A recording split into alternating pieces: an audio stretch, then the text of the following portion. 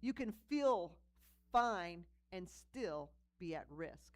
So just because there's no heart disease or any heart issues in your family because your mother, your father, your uncle, your auntie, your grandma, your grandpa, your great-grandma, your great-grandpa, and all of them don't have any heart issues doesn't mean that you may not get it. We know that things are changing because our food is changing, our environment's changing, so we need to be in tune with what's going on with our heart. So inflammation can happen at any time, and so it's very important that we pay attention to what our body is saying. But there is great news. Healing your gut can drastically improve your heart health in as little as 30 days. Isn't that amazing? So if people have heart issues and you help them when it comes to their heart or when their gut, you will also notice that they're going to have some type of gut issues, even though they don't feel any symptoms in their gut, right? But that's one of the first things we have to look at, because why do you think it's important to take a look at the gut when we have a certain situation like heart disease or some other things, right? Why would you even think about the gut? Most people don't even think about the gut, right? It's part of the immune system, right? So the immune system is making sure everything is working properly, and it's there to defend because it's part of the army, right? It's part of the military. But so the gut is where the food goes through, right? Right? So everything we eat goes through here. So if it goes through here, what does it feed? If it's good food and it's good for our body, that means everything will work properly, right? As long as we're chewing our food, of course. But if we're not eating properly or good stuff that's going to help give good octane to our body, what will it do? The gut will have a problem, and so will all the cells wherever the blood flows. You see? Very interesting. So we're feeding these cells all over our body. And if we feed it well, our body will be well. If we don't feed it what it needs, then it'll be deficient and we'll be sick. So it's really pretty easy in a way, right? So today you'll discover the gut-heart axis and how it works. You'll also understand why inflammation is the real enemy and how to heal your gut naturally. And you'll also discover that real success stories from people just like you, I have a few of those, and practical solutions that you can start today. So we're going to be talking about some of these things. So the first point that I want to talk about is the gut-heart axis. Understanding that connection, because when we look at the gut, like I said earlier, is that everything inside the gut connects to every part. It's feeding all of these other organs. And so if the gut is fed right, we see how it's connected. So the first one here, we see the gut-brain axis, okay? So when it happens to the brain, we see stress, anxiety, depression, IBS, schizophrenia, cognitive decline, autism, that gut-brain. Then we see another part with the endocrine axis, regulatory, metabolic, behavioral, hormonal disorders. Then we see here with the heart, this is the one we're really looking at, cardiovascular diseases, hardening of the artery, thrombotic events, hypertension. So it's working with these things, because if you do a lot of caffeine, do you notice your heart going sometimes? Or nicotine? I mean, it's like your brain and you're feeling it, you're not feeling right. You're feeling off when you have certain items that you put into your system. And so we see that the gut has a lot of different axes. But here with the heart, you have to understand the blood, when you eat, everything breaks down, gets into the bloodstream. The blood goes around and it feeds everything, right? And it flows everywhere. So where does the blood go to? It's always going to go to the heart sometime, right? So the heart is also part of that whole system that takes place. So we're seeing how, wow, I mean, it's so amazing to me how God has designed us. I mean, it's incredible machinery, I guess you could say, our body, and how it works. It's just like, all of these things. And when you study one area, you're just like, what? Wow. It's like you're just barely scratching the surface, and you're like, you want to know more, like, how exactly does that work? And then you get into this and you're like, how does that work? And you're just like, wow. And it's just simply amazing how each part plays a role when it comes to that. So your gut is a thriving ecosystem. So we have like 100 trillion bacteria that's living in your digestive system. Yesterday I said that there's more bacteria cells than there is human cells. How many of you that weren't here yesterday knew that? Did you realize that there's more bacteria cells inside your body than there is human cells? You're like, that's crazy. What are you going to do? Look it up online? No, I'm just kidding. but that's what's going on in our body. That's why it's so amazing, like how God created us and all of this. So there's 1,000+ different type of species of microorganisms that actually live and thrive in the gut. So we see that there has to be a balance of the two in order to really make the gut work in the way that it should. So these bacteria are chemical factories. You think about these chemical factories, right? So the bacteria is like these chemical factories that are producing the compounds that either protect or they harm your heart. So it has to have that balance, and if it doesn't have that balance and one overdoes the other, it gets out of control and we have a problem. So it's kind of like if you have an overflow of yeast, right? Like overgrowth of yeast in your body. What happens? What's it? Candida? Yeah. So it could be from how we eat, right?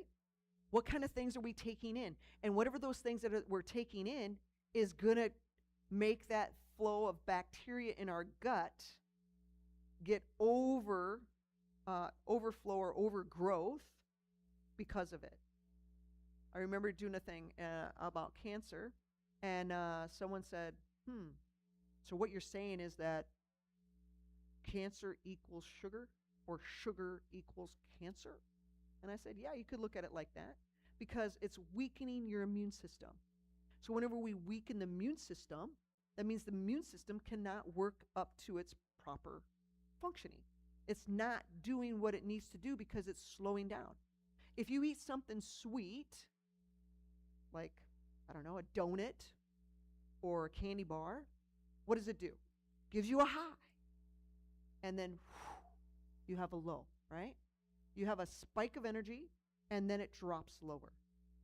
So we can look at it, if it's too much sugar in the system, it gives you a high, an energy, and then so what's actually happening in your microbiome? It's getting unbalanced and abused, right? And so when you continue to do that, you get more of an overflow of the sugar, which creates the bad, too much of the bad, which isn't protecting your heart or protecting anything else. And so then we come up with inflammation, then we start having other issues, and then your body is starting to get out of whack. So that's some of the things that we need to look at. So we need to know the type of foods that is going to help us to be healthy as well. So how does the heart or the gut-heart axis work? Well, first, there's three things. Number one, the gut bacteria produces metabolites, the TMAO, the LPSs, and the short-chain fatty acids. Number two is these compounds enter into your bloodstream through the internal walls. And number three is they travel to your heart and blood vessels, affecting inflammation and plaque buildup. So we see that this is all very important. And that first one that I talked about, the gut bacteria produce these things, well, there's tests that we can do to see if we have any of those and where those markers are in our body, so then that we have an idea how much our heart is being affected by this. So the villain basically is that leaky gut syndrome. So what happens when we have a leaky gut is when the gut lining becomes damaged. So what does that mean? Well, we have toxins that are leaking out into the bloodstream. The immune system goes into high alert. Chronic inflammation begins. and we have arterial plaque formation that is accelerates. So what exactly is that? So in our gut, we have these it's supposed to be really tight. And if it's not tight and it gets loose, it's like a little net. That means that those junctions, if they're not tight and they get loose because of the net, stuff seeps out when it's supposed to stay in the gut area. So it seeps out, gets into the bloodstream. Now, when these things seep out, we don't know whatever you ate. You know, if you had some salad and it has some little eggs on it, that's called parasites. Then we see that these little parasites can get out and they can swim all over the place, get out, they can go to the heart, they can go to the lung, they can go to whatever place, mimic different type of diseases, and people end up with health issues. We also see that the toxins could be a lot of different things. It could be bacteria, it could be food particles, it could be protein, it could be all kind of things that get into the bloodstream that should not be there.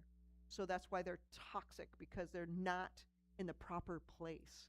And then that creates the immune system to say, hey, it's alert, we got to go, there's something going on. So now we get inflammation. So you might have like bloating, you might be feeling tummy ache, and then you're feeling other things that are going on. So all of these things we see take place. So leaky gut, right? So what damages your gut? So we look at the diet factor. We also look at the lifestyle factor.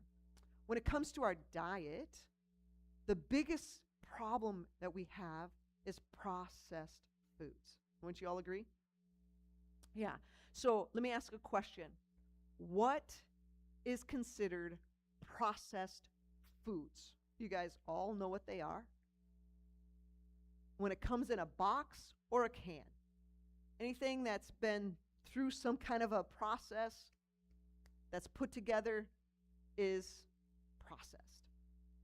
So what about if you go to a fast food place?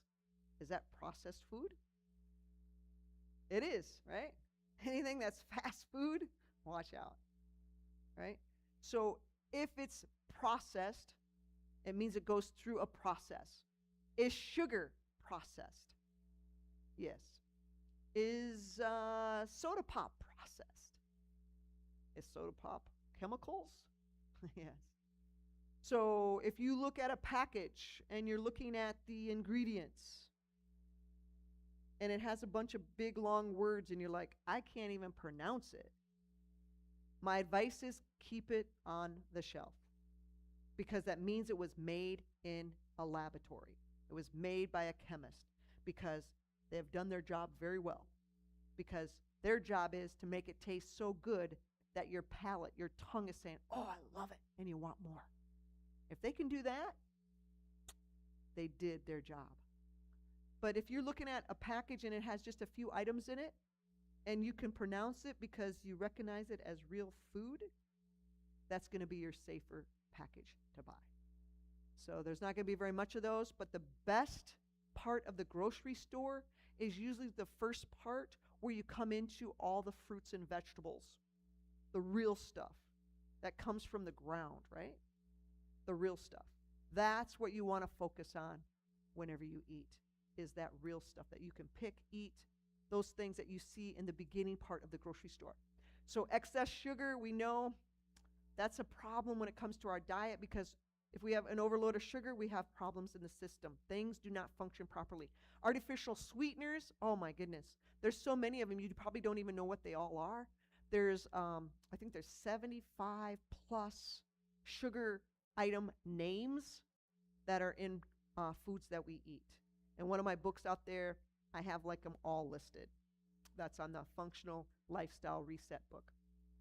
Gluten has become a huge issue. You probably heard about gluten. A lot of people have gluten issues or sensitivities to that.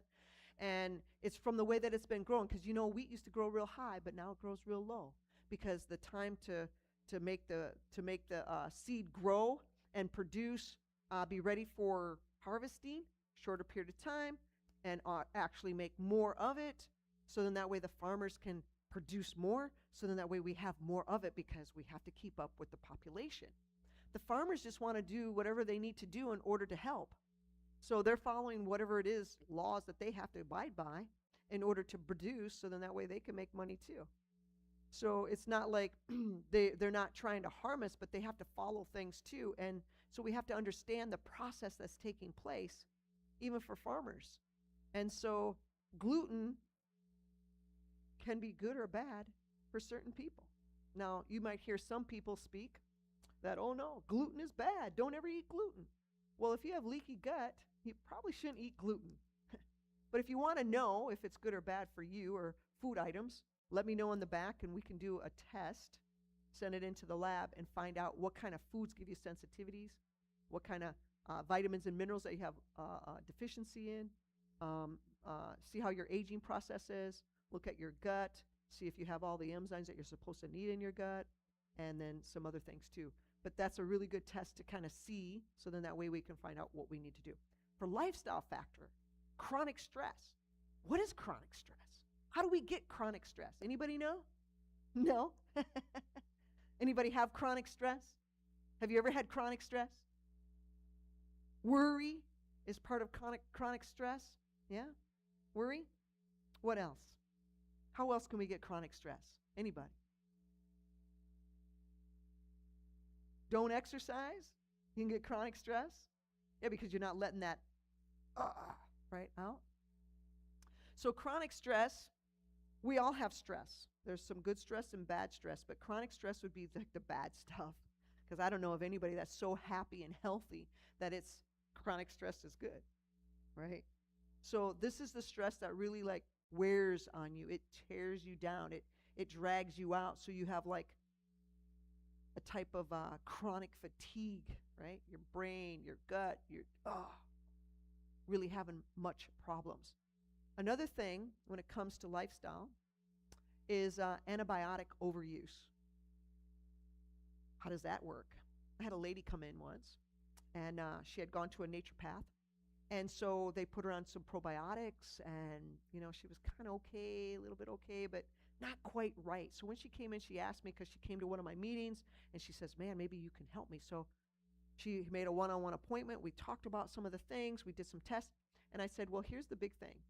What you're taking for probiotics is good, but it's just not enough, because you are telling me 10 years of antibiotics. How messed up was her gut? It was so messed up because she was on antibiotics, and then she was off for a little bit, and then she was on antibiotics, and then she was off. I mean, sometimes, these antibiotics is just too much, and the gut can't handle it. And so because of that overuse, she was having so many issues. It wasn't just the gut issue. It was spilling out to other parts of her body. I don't know about you, but I don't think you want to feel like that. And she wasn't even that old. And she was feeling horrible. She could barely do half the stuff that she was doing prior to. And so when she got on the right amount of stuff and doing those other things that she needed to change, within a month, she was already feeling so much better. And within 2 months, she was back to normal. But when we get into problems, we think, took me 10 years to get this big, or have this problem. I want something now to change all of that. Well, if you took 30 years to get to 500 pounds, you think it's going to take you 1 week to get back to 150? Come on. Who are you fooling? You're fooling yourself, right? It took you that many years to get there. So what we have to do is we have to expect it's going to take a little while. I put my sister on a diet. She wanted to lose 30 pounds before her daughter got married. So I put her on a diet. She lost a pound a day for 30 days. So is it possible? Yes, it is possible to lose that much weight. But most of the time people are going to say, no, just 2 to 3 pounds a week. You don't want to go too fast. Did my sister exercise? No, she did not. Did she change her diet? Yes, she did. We tweaked some things and we made it better, because whenever people need to lose weight, that means that they need vitamins. They need good whole food. That's what our body needs in order to work well. Doesn't matter if we have heart problems. It doesn't matter if we have gut issues. It doesn't matter if we're feeling, however, it's probably because it's starting at our food level, our diet, right? So that's part of our lifestyle. So if we're taking a lot of ibuprofen or aspirin or anything like that, that also damages the gut. Where? The inside lining of the gut. And so we have to be careful of certain things that we're taking in. Excess alcohol, drinking alcohol, period, is going to damage your gut. Doesn't just damage your brain, but it damages your gut and also plays effect on your heart. So the next thing is this inflammation, the real enemy of it all. How the gut problem becomes heart problems. This is what we want to look at. We want to look at how that works. So when we're looking at this pathway of inflammation to disease, we see that the environment and disease have a lot to play on it. Now you might say, well, what exactly is the environment? Well, the environment is a lot of things. It means it could be your social life, your relationships. Did you know that your relationships can really tell a lot about your health? It does. If you have someone that always just kind of stabs you in the side because of whatever they say or do or whatever, and you're like, oh man, I'm just going to ignore that person. Well, we're kind of in a church right now. Do any of you have any church members? Any church members? You're like, oh, here comes so-and-so. Huh, let me kind of go this way. I mean, this is crazy. We shouldn't have those problems, right? Everybody has different kind of personality. Everybody brings something different to the table, right? We need to be working together in harmony. And so our relationships need to be building and uplifting and helping one another. But those relationships, that relationships, whether it's husband and wife, child and parent, or cousins, or two children, from the same family, whatever it is, those relationships can either ruin your health or it can enhance your health. So when we look at relationships, your relationships at work, right? Your relationships in your home, your relationships in your community. This is so vital to your heart health. And so it can create inflammation. Our lifestyle. Maybe we should stop there, because lifestyle, what is lifestyle? That's a whole lot right there, right? When it comes to lifestyle, we can break all that down and say, okay, what is the lifestyle? What is lifestyle? What does that mean? Does anybody have any idea what lifestyle actually means? Your whole life, your attitude, a lot of things. So when you think about how you live your life, would you say that you have Proverbs 17:22? A merry heart doeth good like a medicine. Or is it drying your bones? Right? Isn't that what it says? And when we look at research, that text in Proverbs has been proven to be true. Some people dry your bones. Some styles that you have will dry your bones. If you're working and working and working and working and you're only getting a few hours of sleep, it's drying your bones. Now, how important is your bones? What comes from your bones? Bone marrow. How important is that? Well, that's life because of blood, right?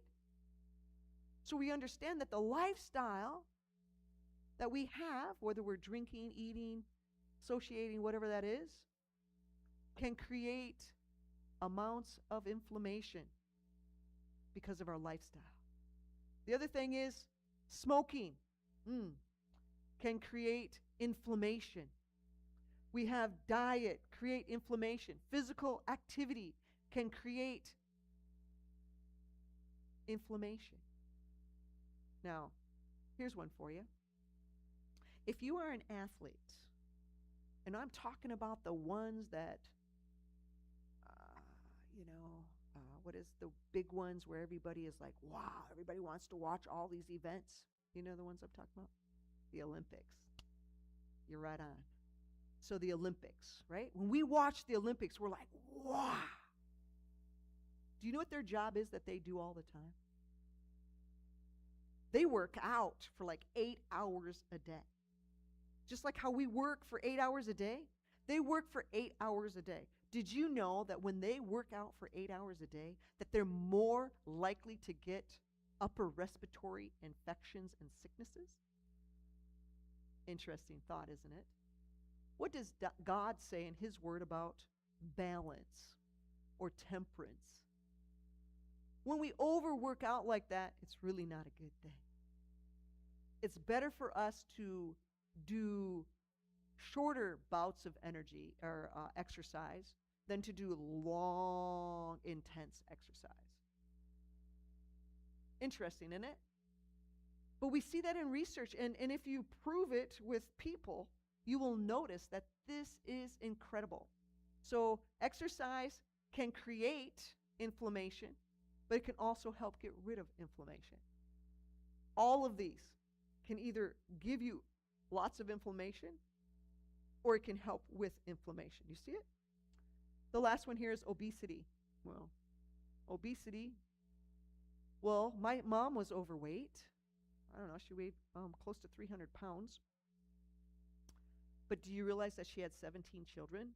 And usually it was like every year and a half to 2 years she had a child. Except for me. I was 3 years, and I was the very end. Didn't even expect the last one because she thought she already had the last one. But she was out working, hoeing in the garden. Oh, my stomach. Oh, it hurts. Oh, I don't feel good. Let me go in the house. Try to drink some water, do something, lay down. Oh, maybe it'll go away. By the time 7:30 o'clock at night came, she said, oh, better go to the hospital. This is just intense. She goes to the hospital. She doesn't even know she's pregnant. She had how many kids and doesn't even know she's pregnant. Goes to the hospital. Half an hour later, wah, here I am. Hello. And my mother goes, oh no. Nurse, does your name start with a J? Because all her kids start with a J. And good thing the nurse's name was Julianne. Praise God. Whew. Telling you, that would have been stress on my mom. I'm sure that was stress anyway. But you see, my mom was going to be turning 43 in just a few days. Maybe about a week or two. About a week. Stress, man, on her birthday, close to her birthday. But my sister, not my little sister, my sister that was 3 years older than me, she had a problem because she wasn't the baby anymore. She says, I know how to fix you. Mommy, can I hold a baby? Right down the steps of the cellar. Do you know what cellar steps are made out of? They're made out of cement. Concrete. I have proof to show you that I do have some indent here in my low back. I mean, come on. I'm alive, so it doesn't really matter. And she was just little. She didn't really know what she was doing, did she? She just knew that she was a real human because most humans are selfish. Yeah? They want to have attention. And she's a little kid. I don't even know if I cried. I kind of wiped out that information in my brain. I love my sister. She was the best ever. I mean, we didn't really play a lot together, but I'll tell you what. I know how to have people do my homework, and she was the best at it. I got A's on my homework all the time. I just wish she could have slipped in for my exams. But anyway. So when we look at diseases, by looking at these things of environment things, and we see how the inflammation can play a role, we look at the diseases and the parts of inflammation that it has an effect on the diseases, like we have cardiovascular disease, chronic kidney disease, diabetes, non-alcoholic fatty liver, cancer, autoimmune, neurodegenerative. We also have behavioral health. All of these are from inflammation. Yesterday I asked, is inflammation good or bad? How many of you say inflammation is bad? Just raise your hand. How many of you say inflammation is bad? Go ahead. 1, 2, 3, okay, 4. Really? You were there yesterday, weren't you? You just raising your hand just to say yeah? How many of you say inflammation is good? Raise your hand. Oh, you're raising it again? Because you're right. Inflammation is good and it is bad. It's good and it's bad because what does inflammation do? It's taking the army, your immune system, and says, hey, there's an alert. We got to get there fast. You sprain your ankle, you sprain your knee, you fall on your arm. What happens? Inflammation takes place. The army is coming because they're going in there and they're going to take care of business. They're going to make sure that you're going to be well. That's exactly how God made us. He designed us to make sure that we would be well. Because what does God want? He wants us to be well. He wants us to be healthy. He wants us to be whole. So, yes, inflammation is good and it's bad. Like I said earlier, acute inflammation is good. Chronic inflammation is bad. Acute inflammation only lasts for weeks or days, where chronic lasts for months and years. Okay? So if it lasts longer than a month or so, beware. You need to do something quickly. Talking about inflammation, swelling, I'm just going to give you a real good one right here. If you have any swelling, inflammation, or bruising, get some lavender oil, essential oil. Mix it with the carrier oil, rub it on the area. Here's another thing. When it comes to your knee or your shoulder or joint area, a lot of times you don't notice any inflammation until after 30%. That's not good either because, well, it is good, but it's not good, right? So what you want to do is you might want to take some milk thistle seed. So I gave you 2 really good things that you can take for inflammation or pain. Really good. I've had a person that's been run over by trucks and cars and everything else, and I'm just amazed that the lady can still kind of walk. She started taking some milk thistle seed, sprinkling it over her food because they grind up the seed. And she said, it really helps a lot. I had a guy that came in. You got anything for me? My back really hurts bad, and I can barely even mow the lawn. I'm like, sir, okay, well, yeah, you having a lot of pain? Yeah, I'm having a lot of pain. I can't even mow my lawn. I said, not a problem. So I gave him some. I said, enough for 8 days. I said, after 8 days, come back, let me know how you feel. Because research says that this is unbelievable because the element that's in milk thistle. He took it for 8 days. He come back. He says, I want all of that in that jar.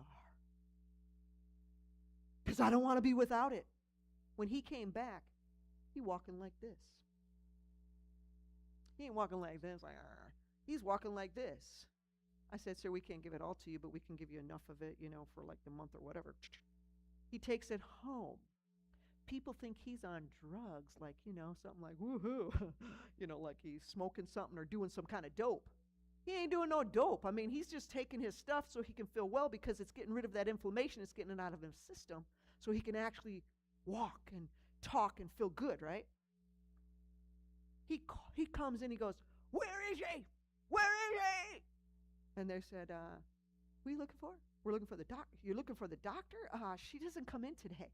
She'll be in tomorrow. He got all upset. So the next day, I don't even answer the phone. I answered the phone. And here the guy is. He's on his way because I could tell he was in his car.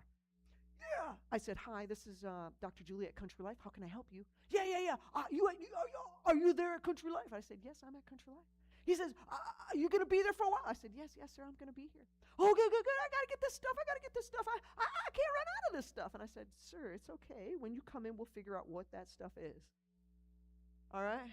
I don't remember. I talked to how many people in a day? Like 50 people, 30 people, I don't know. And everybody's case is different. I mean, you have a few people with this kind of pain and that kind of pain, and they're walking kind of weird or whatever. And it's like, I don't know. So he comes in because he's walking good, right? And I'm like, well, what exactly was the problem? I know what it is. So this other person is over there trying to get their stuff, and they're looking at this whole situation of us talking and everything. And the guy goes, I want the whole thing. I want it all. And I said, and the other person goes, do you think you can give me a little bit of that? Because they found out what it's for. And I said, I got you. You're going to be all right. I got you. So then I pour in a bigger bag, and I get that for him, and then I pour in another little bag for that person over there. And I said, look, just take this amount because this is going to last you a long time. And really, after a period of time, you won't even have to take it. But he was like, I don't ever want to be in that condition ever, ever again. You know what I'm saying? Well, no, you guys don't know because you haven't been there. Maybe some of you have, but if you've been there, you're like, Dr. Julie, where are you? I need you ASAP, right? I needed you how many years ago? So this is what happens. We have this inflammation cascade going on. So the damaged gut leads to a heart disease. So this gut barrier is broken down. It's broken down. And then you have the endotoxins that enter into the bloodstream. And then from that, we have this immune symptom activates, and it's just like out of control. Because it's like it's sending not just the Army, the Navy, it's sending all of them into that area because of the inflammation that's taking place. And then we have problems where plaque starts forming in the blood vessels. Do you know what a heart attack is? Do you know what a stroke is? Do you understand how bad that is? I had a whole month meeting at a friend's place that was a dentist. He was so excited that I was going to do these health meetings in his office. So we had this inner room, and I had this big poster that says New Start with pictures and everything, because every day is a new start. Every moment is a new start if you need to, right? And so he come in, and the dentist sees him, and he goes, hey, Dr. Julie's here today. I think it would be a really good idea for you to go in to her classroom, to her class today, because she's going to help you with this issue that you have with your heart. He comes in, and his wife is with him. He's a very skinny guy, heart issues, because this cardiologist is like, be concerned. And when you go to the dentist, they know if you have heart issues. They can tell, right? So he comes in, they sit down, they buy a book, which is the healthy weight one, by the way. This guy was very, maybe he was underweight, I don't know. But he got the healthy weight book because most people need to be healthy. So anyway, he comes in the second week. So he's there the second week, the third week, the fourth week. Then about maybe a few days later, he comes back because he went to go see his cardiologist, his heart doctor. And the doctor's like, wow, I don't know what you've been doing, but you do not have a heart issue anymore. Nothing. I see nothing.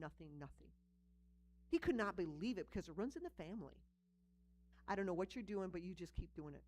Just keep doing it. When this guy came in to the dentist, he went in to get his teeth cleaned. The hygienist is like, whatever that guy's saying, I don't know if it's really true, but it had my face on the front cover at that time. And he goes in and he says to the receptionist, he goes, Dr. Julie? She saved my life. And they're like, oh, okay, all right, okay. He sits down in the waiting room. Hey, Dr. Julie saved my life. Do you know who Dr. Julie is? She can save your life if you got problems going on. Yeah, have you met Dr. Julie? She saved my life, man. And he's telling everybody. How do I know this? Because I walked in the day after that, and the receptionist says, oh, man, if you would have been here yesterday, it was crazy. I can't tell you who it is because of HIPAA, but he came in here. Well, there's only 2 guys in the class, so, it's not too hard. When they said he was skinny, I already knew who it was. Uh-oh, was that HIPAA? Sorry. Well, anyway, he's like telling everybody, and the girl goes, man, it was just crazy. And then the hygienist that saw him, she chimes in and she goes, yeah, he's skinny and all, but he had a glow about him. And it seemed like he was like, his muscles were a little more developed, He was looking pretty good. He had this glow, but I'm thinking, whatever, brother, whatever, And she takes him back and she starts cleaning his teeth and she's like, wait a minute. What were you doing? Oh, I was here every week for Dr. Julie's meetings. She saved my life because I went to the cardiologist. He said, I have no more. She says, brother, you don't have any more health issues. I don't even see them. From her point of view, she's like, this is like, wow, this is amazing. So anyway, he gets up off the chair. And he's just like really excited. He's telling everybody when he goes out because there's a whole new group of people. And they're telling me all this. So when she hears that I am there, she comes running out. She says, Dr. Julie, I need your book. My mother has this, my dad has this, my brother has this, blah, blah, blah. And all these people, like, she needs books because they're sick and they need help. I'm like, wow, okay. Okay, I can share you with the book. But the thing about it is, it's the most simplest stuff. And we can't accept that. It's just too simple. I also have a PhD, and when I was doing that, if you want to arrive to excelling in being a PhD or even a doctor, even a medical doctor, because, if you're a medical doctor, you're God, you know what I'm saying? Because they take you through classes making you look like you're supposed to be like God because you're playing the part of God. And it's like, whoa, we can't do that, man. God has a lot of responsibility. I don't want that job. Let God stay in his position. And I'm just going to say, Lord, whatever you want me to do, show me what I got to do, my part. Let me play that part well. And it's like, But this one guy, he's thinking we have to be aloof. We're so smart. I'm like, are you kidding me? How smart are we really? Because when he got sick, you know what I told him? What you need to do is go for a walk, get some sunshine, drink some extra water, and something else I told him to do. Oh, like what that's going to do. What is that going to do? I don't know, just try it. Call him back the next week. He goes, make it quick because I got to go for my walk. I want to stay healthy. You know what I mean? I'm not sick. I'm like, oh, really? What, you going to, Yeah, I drink my water. I'm going for my walk to get some sunshine and some exercise. I said, oh, that's awesome. I didn't tell him, I told him so. But the research is clear, guys. The research is clear. It says 2.6% higher risk of heart attacks with poor gut health. What did I do for the guy? I changed his diet. That was not all. There was a few herbs in there too. There was exercise in there too, right? The next thing is 62% of heart patients have gut dysbiosis. Oh my goodness, 62%.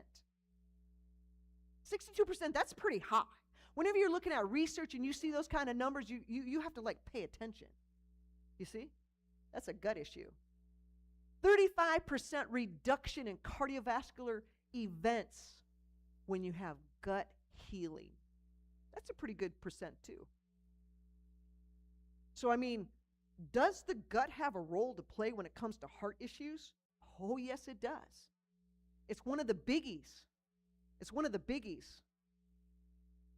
So the key markers that we watch for are the C-reactive protein.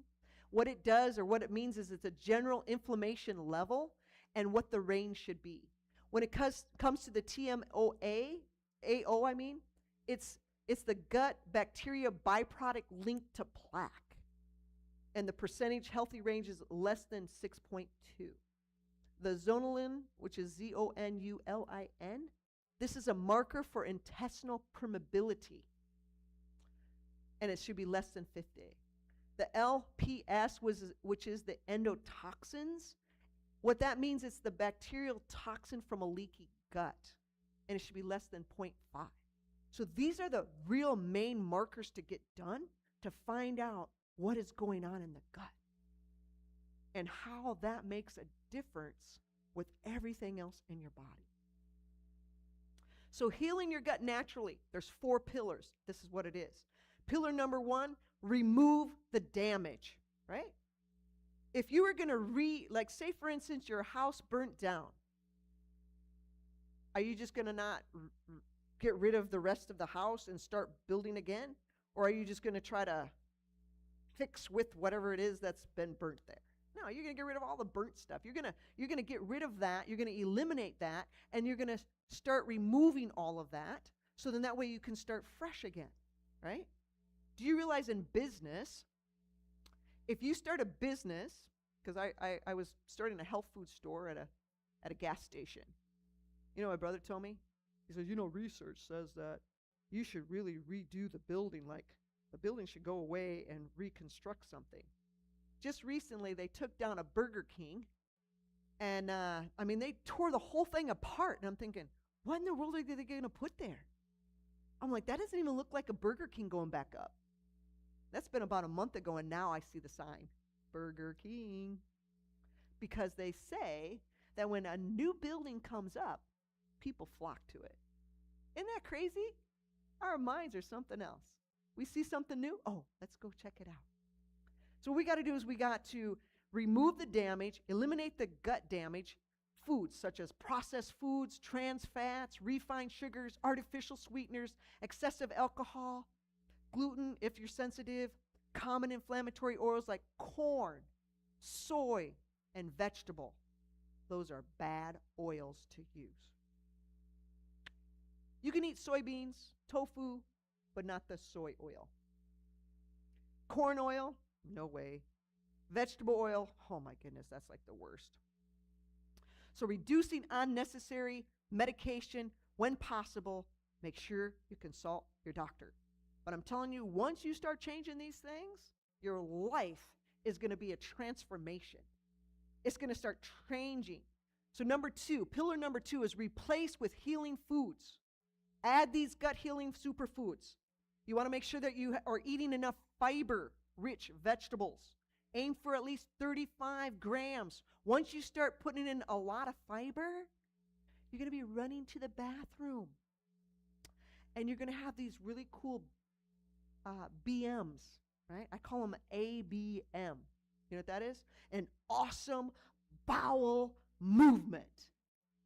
How many of you guys ever look back? Wow. Oh, you guys don't do that? You should be excited when you see something like that comes out like a torpedo. Whoa. Or like a big banana. Wow. You think I'm crazy, but I'm telling you, we get all excited when we have little kids that are about 2 years old and they're getting potty trained. Oh, Johnny, you did so well. Beautiful. Yeah, you keep saying that. Wow, yes. Because let me tell you, you've had those little things like rabbits. They're like little tiny little things. They're little pellets. If that comes out, that's not a good thing, guys. We're not rabbits and we're not sheep. We're humans.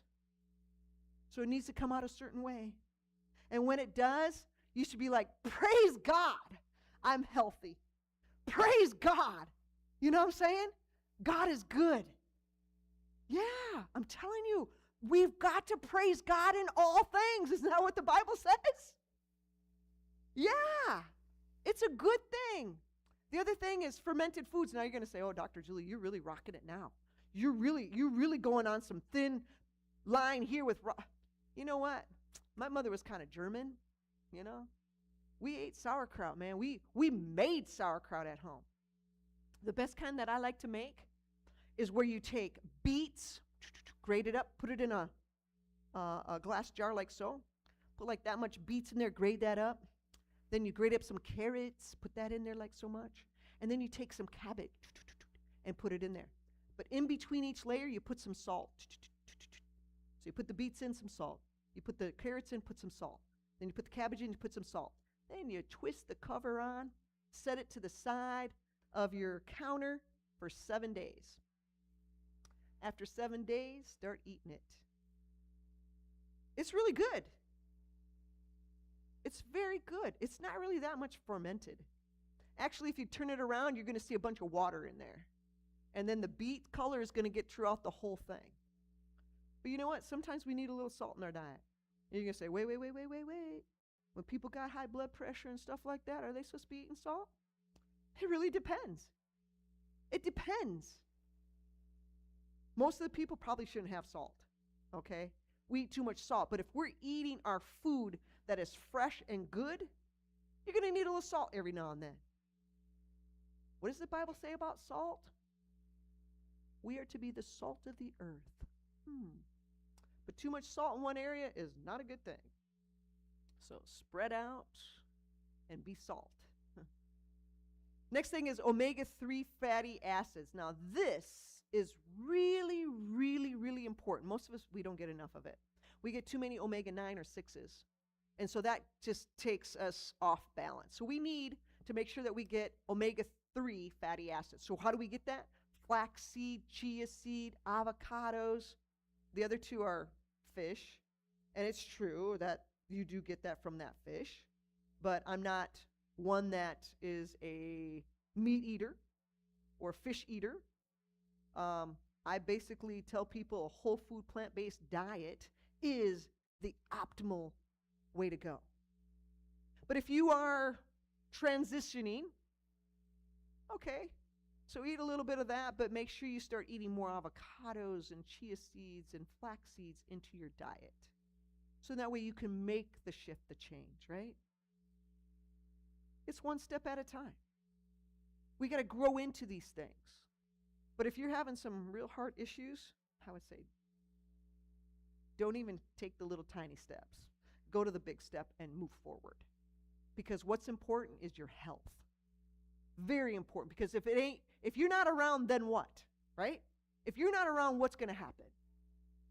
Truthfully, if you're married and you're one of the men, your job is your job that you have probably pays more for what's going on in the house. I don't know, they always say men make more than women. Is it true? Yeah, okay. He's saying yeah, okay. So if you're married and you're a female and your husband is working, you got to make sure he's well. You got to make sure he's healthy because you want him around for the long haul. You don't want him to die soon because you love him, right? Same thing with the man. You love her. You want each other to be around for the long haul. Through thin and through thick and whatever. You're there for it all. We got to be all in together. Yeah. Polyphenol-rich foods, this is where it's at. Berries. Berries are really good. Now, the other two, green tea and dark chocolate, it does have polyphenols in it, but we have to also look at the other side of it. Because just like the fish, a lot of that fish has mercury in it. So it's really not going to be good for you, okay? I'm just going to put it out there. And some of that fish is going to cause cancer. How do I know that? Because I don't know how many years it was. I went to Jamaica on a mission trip, a medical trip. And the girl that organized the whole thing, when I'm giving this little health talk, and she said, oh yeah, by the way, guys, fish, even here in in Jamaica, is not healthy. It's not good because there's research that's been done right here in Jamaica that people are starting to get cancer. And what are they eating? They're eating the fish. And it's linked together. What a blow. When it comes to the polyphenols, rich foods, I'm telling you, you've heard about the G-bombs? Greens, beans, onions, mushrooms, berries, seeds, and nuts. G-bombs. You probably heard of them. There's a doctor that's on the internet that talks about that. Well, here's the thing. Green tea, what does it have in it? Caffeine. What does coffee have in it? What does cola have in it? Caffeine. Is caffeine good for you? No. You get too much caffeine? What are we talking about? The heart. Yeah, it can, you have an anxiety attack. Maybe you're having a heart attack. I didn't tell you about my dad. He had a massive stroke. I grew up on a farm. Why do you think they had 17 children? because I need many hands to make a light load. No, because they were Catholic and they said, be fruitful and multiply. Right? Be fruitful and multiply. Yeah. But you know what I did with my dad? He went into some kind of thing because when he was in the hospital, oh my goodness, his eyes were gone. And because of the medication that they gave him, he was on one medication, they gave another medication, and it interacted, and we thought we were going to lose our dad. And they would only let us go in like 3 at a time. And I went in, and I'm like, I'm making sure my dad is saved. You know what I'm saying? I'm making sure my dad knows Jesus. And so when I went in there, I had a brother and a sister, and I'm like, Daddy, can you hear me? Blink your eyes. Blinked his eyes. I said, Daddy, do you know Jesus for yourself? He said, and I said, if you do, blink your eyes. He blinked his eyes. I said, Daddy, you know the most important thing in the whole world is Jesus Christ. I don't know. I'm sure that you know that. And I know that you prayed, and I know that we went to church, and I know that you love God, right? You love God, right? You do, right, Daddy? Just blink your eyes. And he blinked his eyes, and I said, praise God. My brother and my sister, I'm the youngest. My brother and sister, they're just pouring cry and boo. And I'm like, Daddy, don't listen to them. Everything's going to be fine because God's got you. Everything's going to be okay. That was the first hospital. Then we went to Mayo Clinic, and oh man, I did not like Mayo Clinic because of what they were trying to do. You know when you see these little white coats?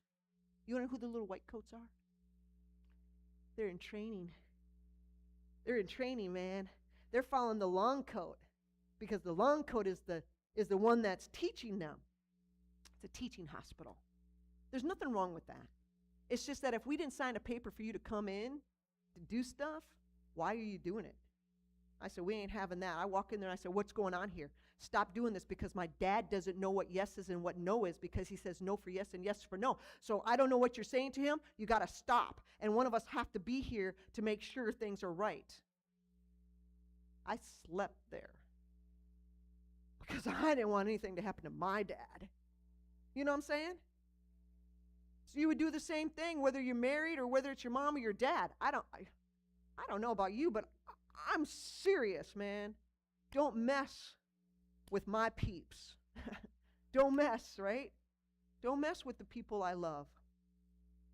And so once we got him out of there, because I'm saying, we need to do some hydrotherapy treatments. Physical therapy is like, that doesn't work. I said, wait, hold on.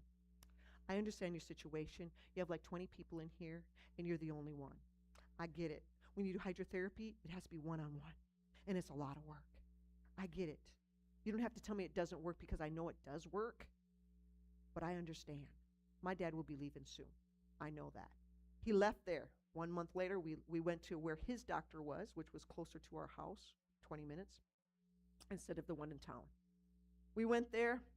I went and I saw what they were doing, and I went to the doctor, and I said, look, I want to be part of the medical team. And I told him exactly what I wanted to do.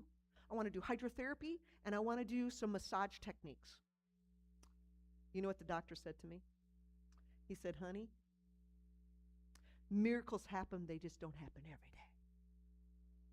And then he told me about a guy that, just like that, overnight, got up from the bed, and he started walking, and he was back to normal. He says miracles happen, they just don't happen all the time, I said, that's okay. Whatever he wants to think, he can think. But I know who is in charge. And so I told him what I was going to do, and he said, okay. So what did I do? I went down to physical therapy, and I told the lady at physical therapy department, she goes, did you talk to the doctor? I said, yes, I did. I'm part of the medical team right now. And I'm telling you what I'm going to do every morning and every night. And I need to know from you, what would you like for me to do? Would you like for me to do some stretching? Or anything extra? And she said, yeah, that would be great. I said, okay. We're a team. You know what happened after 7 days? Because you have to understand, my dad could not walk. They had one person on this side, one person on this side, one person in front, and one person in the back, and he had that little belt on, right? And they're holding him up. And my dad is like 6'2". And he's not real thin either, because he's a farmer, okay? And so they're holding him like this, and the person in the back puts his foot like that, and then they're holding him. 7 days later. Hallelujah, thank you, Jesus. God is the bomb. 7 days later, they got a Hemi walker. You know what Hemi walker is? It's a cane with 4 little prongs. My dad does this. Ain't nobody front, nobody on the side, and nobody behind. My dad doing this all by himself. God is the boss. God knows what he's doing. He knows. Sometimes you lose people, sometimes you don't. But you know what? God is going to show up, and he's going to show out, and he's going to tell you who he is. You can't tell me there's not a God. You can't tell me that he can't do certain things. Because when I read Luke chapter 137, I see something different. I see the great I am. Because when you look at impossible, he says, I am possible. It's right there in the word. You see it? I am possible. That's impossible. That's who God is. When you see the most impossible, you know that God is the one that can make it possible. I'm talking from experience. You know why I like to go to these foreign countries? Because people believe. When they see you, I don't know, when I was in Ethiopia, I don't know how these people knew where I was.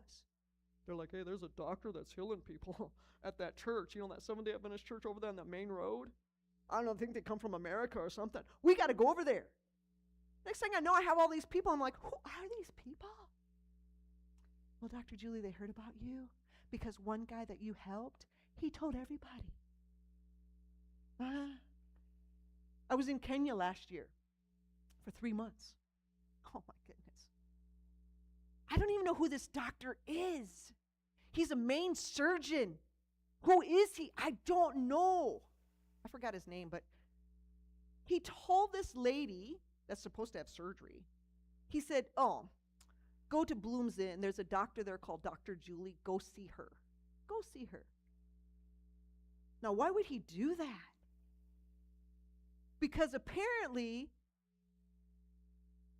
he saw something or heard something, and he said, you know what? Go there and see her.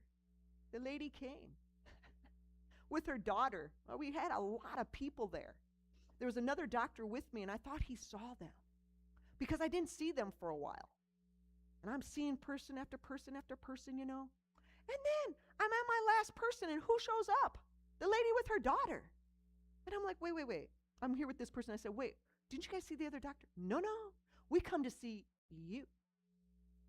Well, who am I? You're Dr. Julie. I'm like, how do you know that? Because Dr. So-and-so told us to see you. I said, okay, we'll have this conversation in a little bit. Let me take care of this. After I got done with them, they come up, and I'm like, who is it? And I wrote the name down. I'm like, what hospital? Where I was at, they have 100 hospitals in that city. And I'm like, what? Amazing. That lady got well in that 1 week. She came back towards the end of the week, and she says, honey, do you think that I can get some of that bush so I can get some of that so I can take it home and grow it? Because it worked. I'm telling everybody in my village. I'm like, okay. I told the other doctor, I said, we're going to be busy, man. He said, no, you're going to be busy. You are going to be busy. Yeah, I was busy. I did about 175 treatments, and I saw about 200 people in 3 months. And we also did a bunch of training, medical missionary training. I mean, this is where it's at. This is where it's at. God said that it's the health message. Too many people sick. Anybody that's watching right now, you might be sick. So pillar number 2, we need to replace it with healing foods. And the best healing foods are your fruits, vegetables, fruits, nuts, seeds. These is whole grains. This is the way to go. I put up their stuff that's from research, okay? They got some of it right. Some of it, whatever. But I just have to tell you what it says, okay? I don't want to leave anything out, you know. But asparagus, let me tell you, if a woman has ovarian cancer, as soon as you know that she has that, start getting some asparagus. It can be even in a can. Blend that stuff up, and she needs to have at least 4 ounces a day. There's research on this stuff. Asparagus is really good for us. How many people like asparagus? I like it. I just was working with a lady that had ovarian cancer, and she looks at me, she goes, Honey, I don't like that. You know probably why? Because they're deficient in whatever minerals is in it. Vitamins and minerals in it. Things that you don't like. I don't really like cooked carrots, right? How many like cooked carrots? I like the real carrot that's raw. But did you know that cooked carrots have more vitamins and minerals in it than a raw carrot? Ah, man. I'll just keep drinking my carrot juice then. But pineapple, onion, garlic, dandelion greens are all good for the gut lining repair. This is where it's at. Pillar number 3 is we have to re-inoculate the good bacteria. So how do we do that? We restore that healthy gut flora by multi-strain probiotics, 50 plus. I usually, depending on how bad the person is, I'm saying 100 billion CFU. And it has to be 8 to 10 strands. Now, most people are not going to tell you that. They're going to say, oh, just get the 50 billion or the 100 billion, whatever it is, right? Look to see if it has 8 to 10 strands. If it doesn't have 8 to 10 strands, it's not getting all the areas of that bacteria that's needed to help to renoculate. Soil-based organisms, SBOs, that's what that is. We're looking for different type of problems with the inflammation. So we have to make sure that we're putting the right stuff in there so we have that balance, right? And we have prebiotics, probiotics, and postbiotics. How do you like that, right? You probably never heard of the post. Well, anyway, here we're seeing the probiotics and the prebiotics. So the prebiotics is the ones that you feed for good bacteria. We have to have that diversity. We have to have that. I mean, what's one of the favorite books we like to share with people around the world? Great Controversy. Good and bad. Our gut biome, right? That diversity. So it rotates the probiotic strands. The 4th pillar is repair the gut lining, healing nutrients for those intestinal walls. We need 5 grams twice a day L-glutamate. We need zinc. We need DGL, that's licorice, and we need collagen peptides. Now, this is a big thing. Ever since COVID came out, everybody looking at those collagen peptides. And then vitamin D3. Now, long ago, there was a difference between D2 and D3.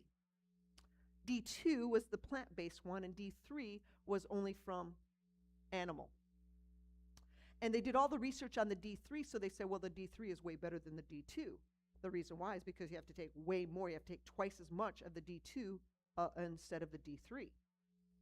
Then I come into country life about 4 or 5 years ago when I was working there as the doctor, and I'm looking around and I'm like, vegan D3? I'm a little worried about that one. A vegan D3. Where exactly are they getting this? Apparently it's coming from a side of a tree or it's coming from somewhere in the sea. So there is, I guess, a vegan D3. So the D3 actually is very helpful because you don't have to take as much as you would D2. But at any rate, D3, or D, vitamin D, is so vitally important because it's connected to a lot of health issues. And a lot of people are very low in D3, or vitamin D. So let me share some more real stories because I've been sharing stories, but I mean, I see lots of people, so I have a lot of stories. So here's some success stories, especially when it comes to people that have heart issues or something to do with their blood, like blood pressure and stuff like that. So I had a lady come in. Her name was Margaret. She was 58. She was a retired teacher, and she had high blood pressure. It was 150/95. She had cholesterol that was 240. It should not be more than 200. She had constant fatigue, bloating after meals. So what was the approach that we took? We removed her gluten, her processed foods. We added some fermented vegetables, started probiotic protocol, and the L-glutamine. After 90 days, the result was, we checked her. Blood pressure was 118/78. Huge, right? 150/95. A lot of times when I go overseas, I can get that in probably about a week. Cholesterol, from 240 went down to 195. Should be less than 200. That's pretty good. And lost 18 pounds. Energy levels transformed, 0 bloating after eating. 0 bloating, period. That's success, right? We had Jamie, or James, 62. He was a construction worker. His problem was type 2 diabetes, heart palpitations. He had severe acid reflux, and he had a family history of heart attacks. He was concerned. I'd be a little concerned too, I guess, with that history.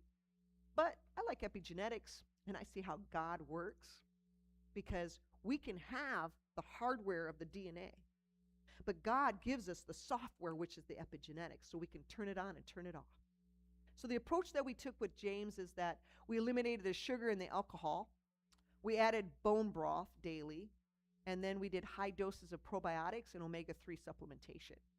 After 4 months, we checked his A1C. It dropped from a 7.8 to a 5.9 normal.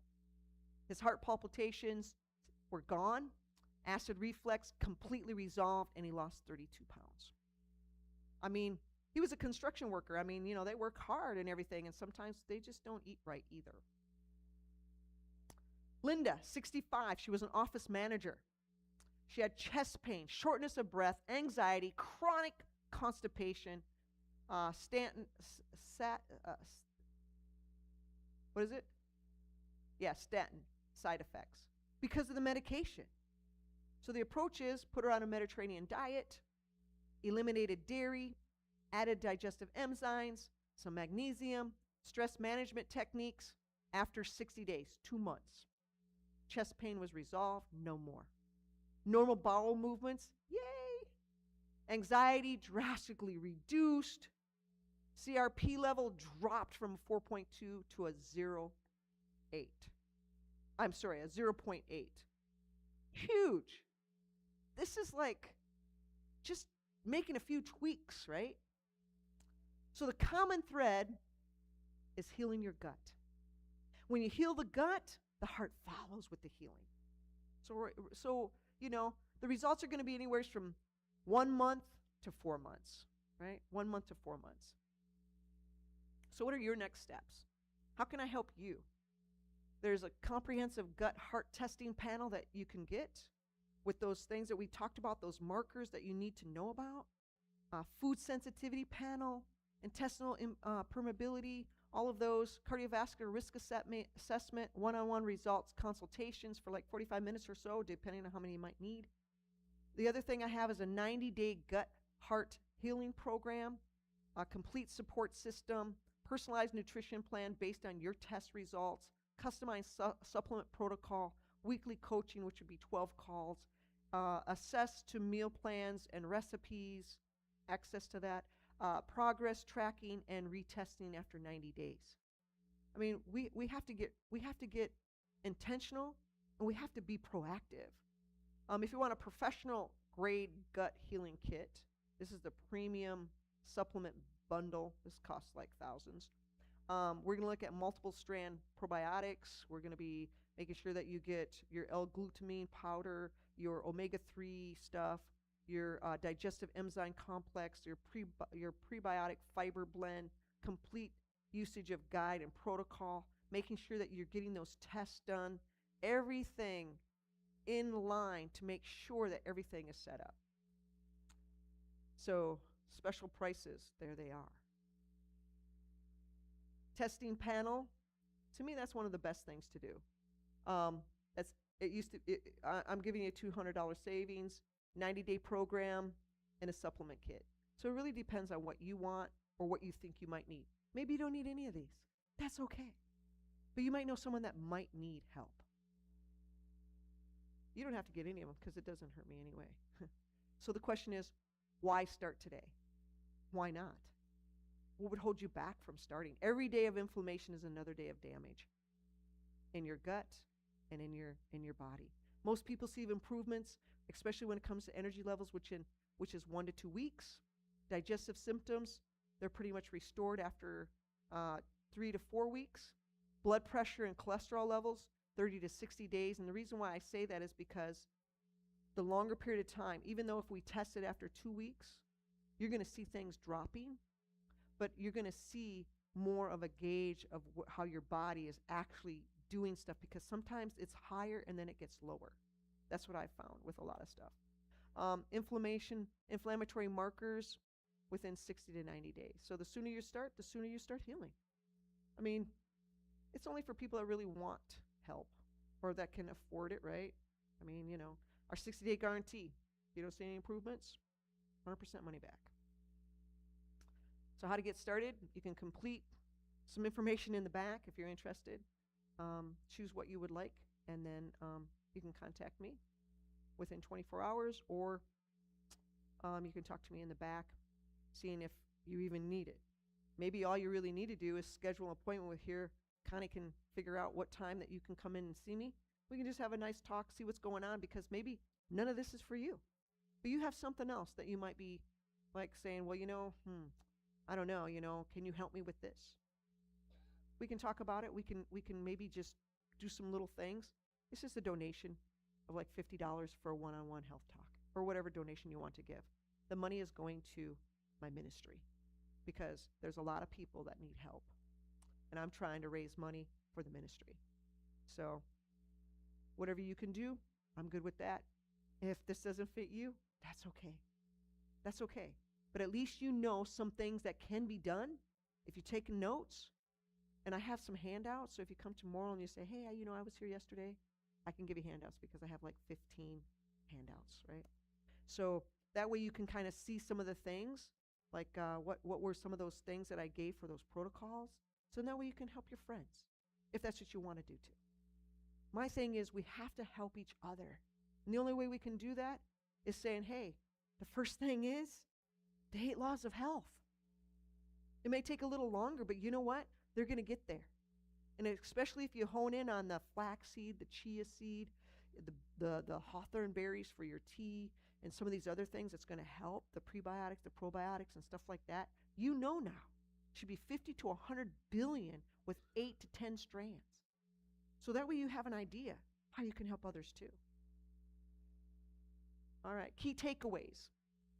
Your gut and heart are intimately connected through your gut-heart axis. Number 2 is inflammation from a damaged gut to a major cause of heart disease.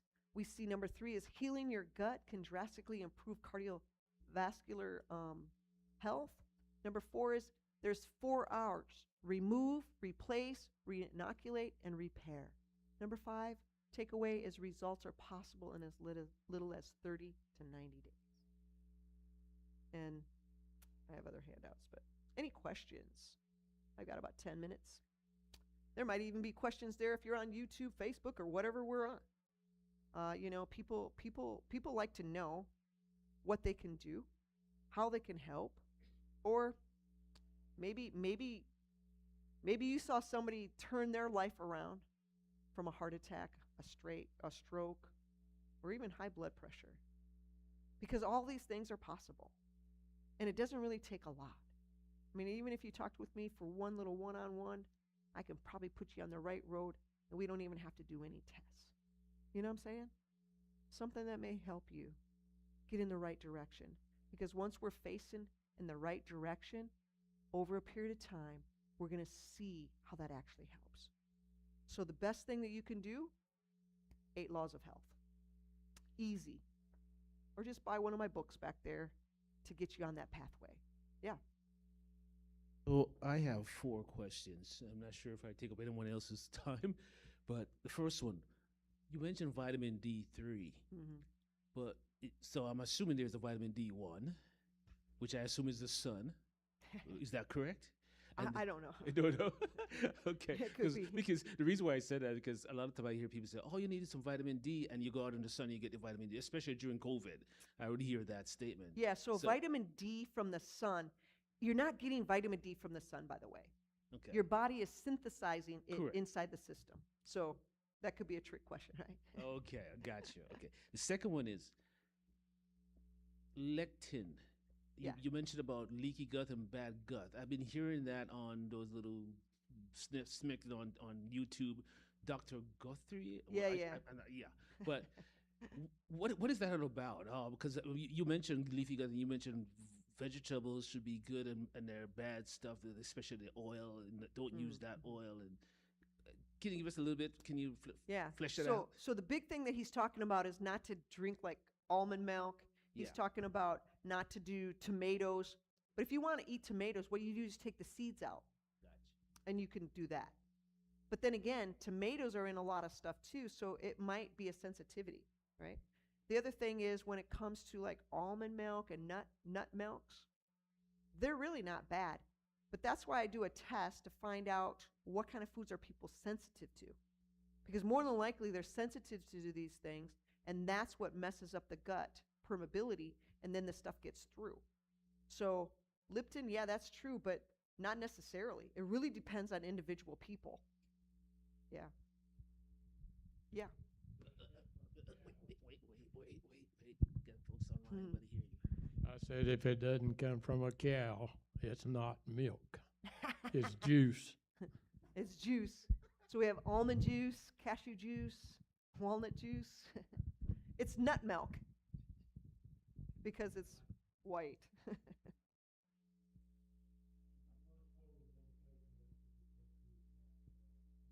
Yeah, coconut, when you put a hole in it, it's water.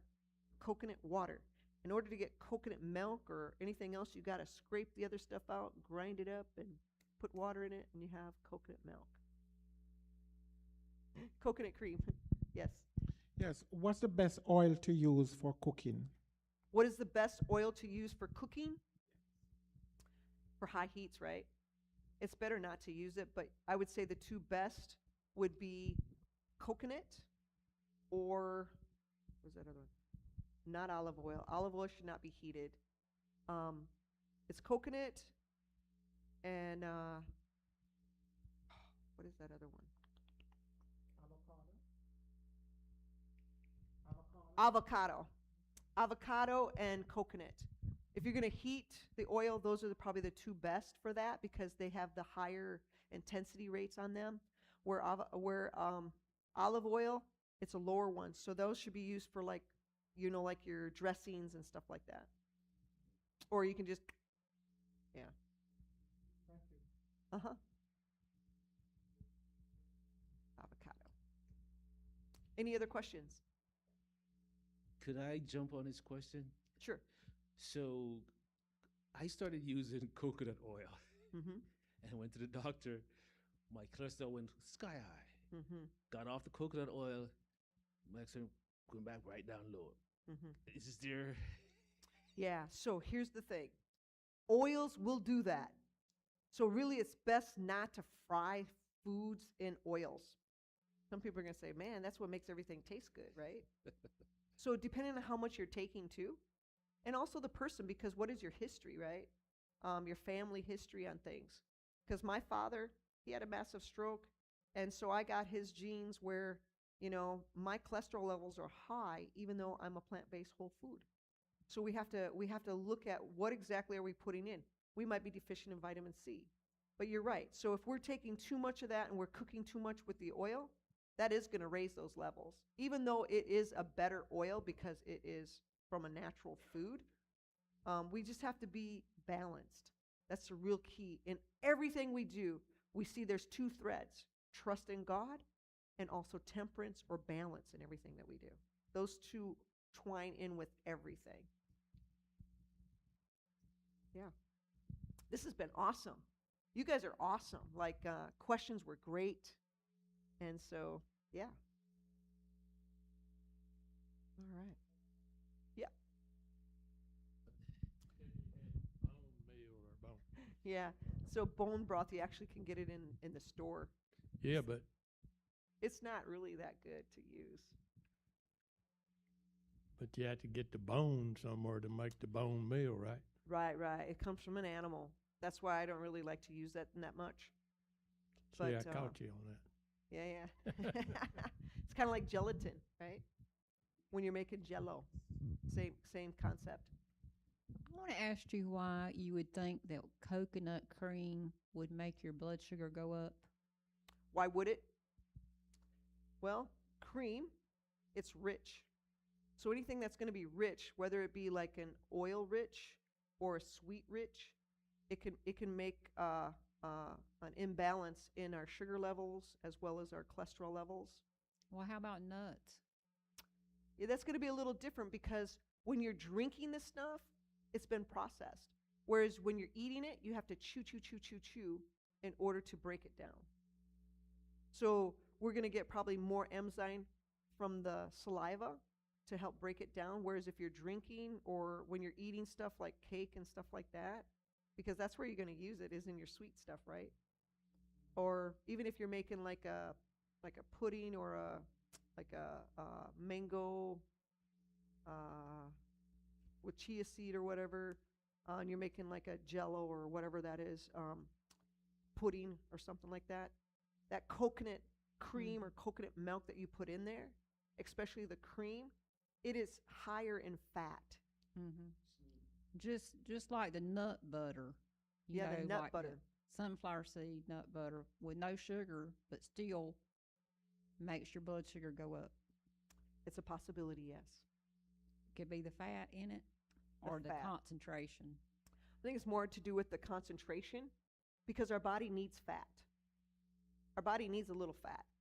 So if we go on a no fat, no oil diet, you're going to be like this. And so it can be good, it could be bad, but when I look at people, different people need different things, depending on where you live, depending on your background, depending on all these different things. So that's why I say I don't do cookie cutter. But I mean, if you're going to do a cookie cutter, then I would say eat your foods that are whole food plant based. Try to eat more that's raw, like 75 to 80% raw, and then the other part would be cooked. So what you want to do is you want to make sure that you eat your raw first, and then you eat your cooked stuff and your heavier food next. Because what that does is it helps to open up everything so that way your digestion can start doing its process. And it gets everything starting to really work. And then as you put in the other food and you eat it, it seems to be a lot better and easier. Thank you. You are welcome. All right, well, thank you all. I think the pastor wanted to say a few items.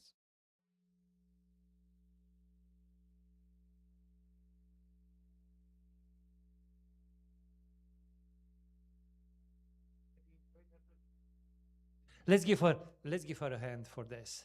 Thank you so very much. And the best way to prove that you enjoy what you heard tonight, you know what's that? If you show up tomorrow night. Tomorrow. There'll be a surprise for everyone that comes tomorrow. Oh, there is a surprise. Any topic, or the topic is a surprise? No, the topic tomorrow is what? Type 2 diabetes and your gut. Wow. I'm sure that you are interested in that, and at least you know somebody who may benefit from that. Well, if you truly enjoy tonight, invite someone to come with you tomorrow. Let's bow our heads as we conclude this meeting. Once again, Father, we thank you. We thank you for all of the things that you put in the nature, things that will make us live a healthy life, a joyful life, a meaningful life. Please bless Dr. Julia as she's continuing to minister to us. Bless all of us with the information that we got tonight, and also help us and empower us and help us to use all of these easy steps and remedies that you created for us. As we depart from this place, guide us, be with us, protect us. In Jesus' name we prayed. Amen. Amen.